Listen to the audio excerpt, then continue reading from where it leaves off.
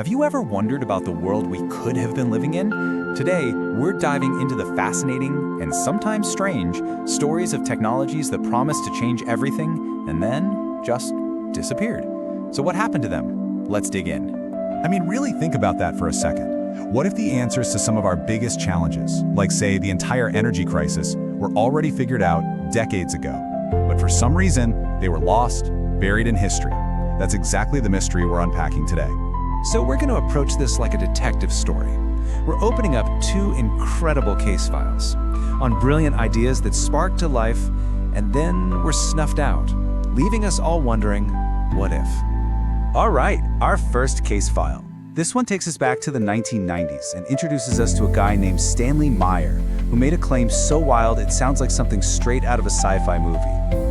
That's right, he said his car didn't need petrol, it didn't need a massive electric battery, it ran on plain old water. The idea was pretty genius. Use the car's battery to split H2O into hydrogen and oxygen, and then just burn the hydrogen as fuel. Can you imagine? A world where you could just fill up your tank from a garden hose?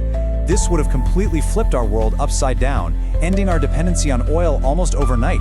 So you're probably wondering, just how efficient was this thing? Well, Meyer's incredible claim really boils down to this single number, 100 liters. Now think about that.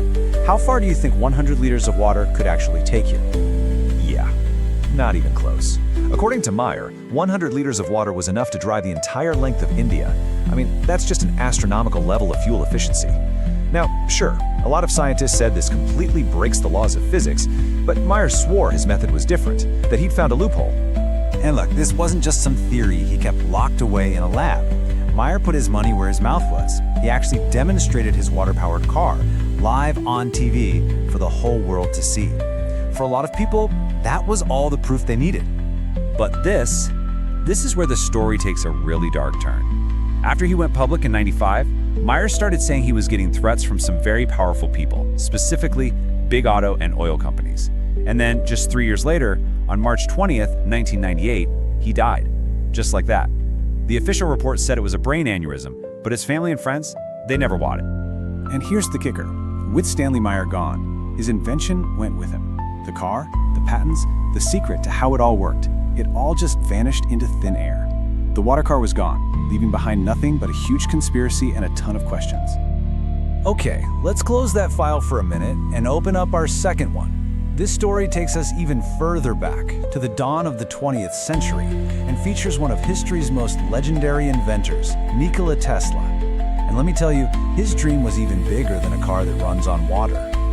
At the heart of Tesla's grand vision was this radical idea, wireless electricity.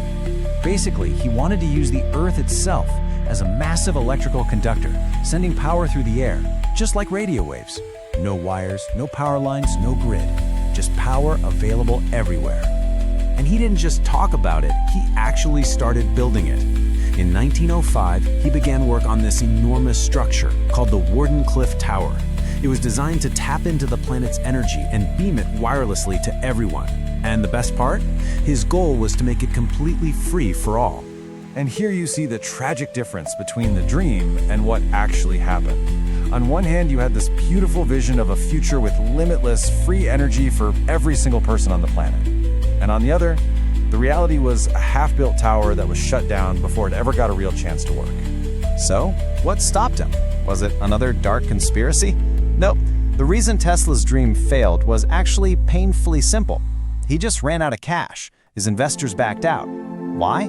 Because they couldn't figure out how to put a meter on it. How do you make money off something you're giving away for free? So, with the money gone and Tesla's eventual death, the incredible dream of a wirelessly powered world just faded away. The tower was torn down for scrap, and this revolutionary idea was pretty much forgotten, buried in the history books.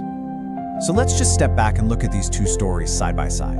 You have two incredible minds, two world-changing ideas, and ultimately two futures that we just never got to live in. What did we actually lose here? What was lost was the chance for a world where you never have to worry about the price of gas, a world where you don't get an electricity bill in the mail every month. These weren't just pipe dreams. They were visions for a future where clean, abundant energy was for everyone, not just something to be bought and sold. Two completely different paths to a better world, and both of them just hit a dead end. And that brings us to one final, really haunting question.